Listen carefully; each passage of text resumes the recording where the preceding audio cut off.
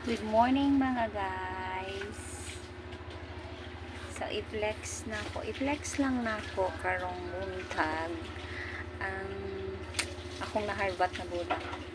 While gahinlo ko gahapon sa luyo sa balay sa kong ate.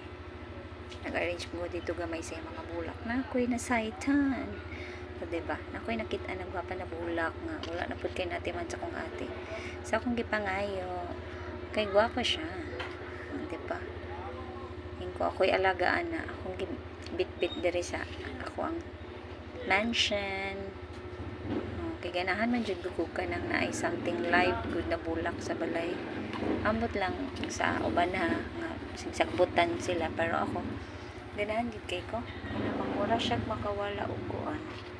Makawala og problema magtanaw sa iya labi na ka nang maglihok-lihok iya mga dahon. So ganahan jud kay ko magtanaw ambot bitaw.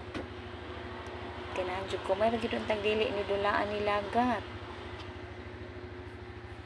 So, mao lang to siya guys. Salamat sa pagtanaw.